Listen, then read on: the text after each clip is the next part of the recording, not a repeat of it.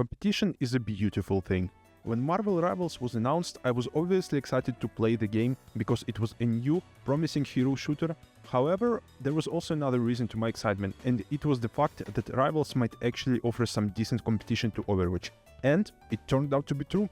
NetEase did such a good job, it actually made Overwatch team start sweating, and the stuff they announced made me want to come back to the game for the first time in months. So, what does Overwatch Season 15 offer? Well, let's go in order. Loot boxes. They're back.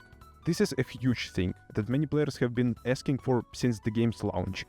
Sure, you won't be able to get a lot of loot boxes, it's gonna be like a few each week, but I honestly did not expect them to put shop skins from previous seasons in them. You might even get a legendary weapon skin, which is pretty sick.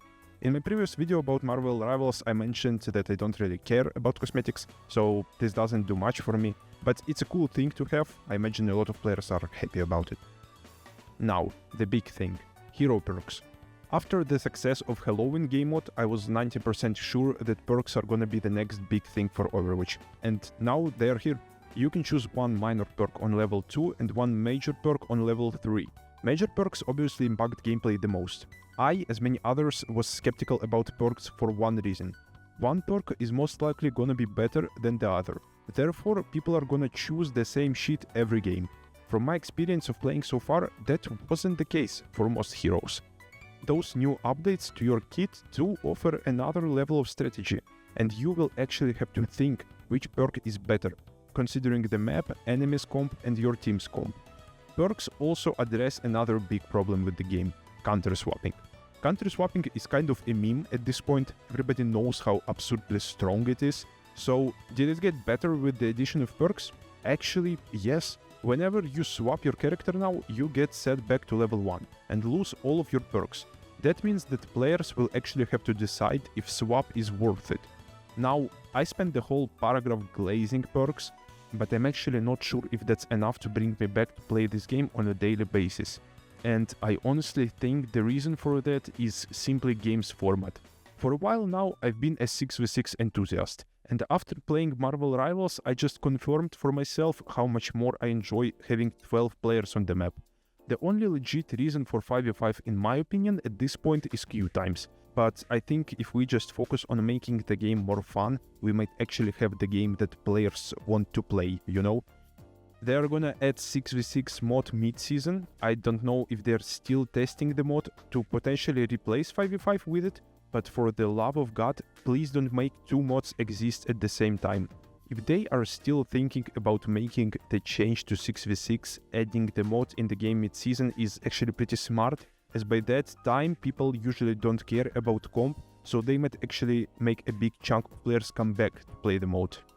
There is one thing about perks that I don't really like, but I probably understand why they did that. Whenever you finish a round of payload and switch sides, you lose your level and have to farm it again. This was probably done because people would complain that starting on attack on certain maps with certain perks is gonna be stronger than starting with them on defense or shit like that.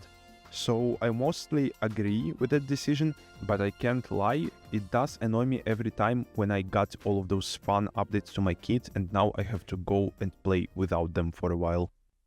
Okay, let's talk about another thing that I'm very excited about actually. Overwatch Stadium. This might be something that I want from this game. Not changes to format, not new gameplay mechanics, but something completely different for Overwatch. Stadium is a real Overwatch MOBA experience. Of course, Overwatch is a bit of a MOBA game to begin with, but this takes it to another level. As someone who played Dota for a while and who is currently interested in Deadlock, Overwatch Stadium might fit me perfectly. But don't make mistakes, this game mode is different from games I just mentioned. In any standard MOBA, in order to level up and change your heroes, you have to spend a lot of your time farming creeps. Stadium, however, doesn't have all that shit. You spend the whole match just fighting with other heroes. Game is also separated into many quick rounds, and you acquire new abilities for your characters in between them. From everything I've seen online so far, they showed a few new maps that are gonna be exclusive for this mod only, and they are also reusing Clash maps. I honestly think they might be a better fit for Stadium rather than standard Overwatch. This game mode also introduces third-person view, which would obviously be a better fit for a game mode that chaotic. You can still swap to first-person though. This mode looks fast, fun and chaotic in the best way possible. Something that I didn't even expect them to announce ended up being my most anticipated addition to the game. Stadium will come out in Season 16 in April. It's gonna be an arcade mode, but I hope that we will get a competitive version later down the line if the mod actually does well. That's about all I wanted to talk about. They also showed new DPS hero. I honestly don't care, she looks kinda bland to me. The new support, however, looks way more interesting, but we have to wait for like 3 years to get him, so... Overall, I genuinely think that Overwatch might become a pretty good game if they keep on working on it at the same tempo, of course. I don't want to wait another whole year for any meaningful changes. I do have to say, I understand that game development is a hard process. It's obvious that something like Stadium wasn't made in a few weeks after Marvel Rivals was released.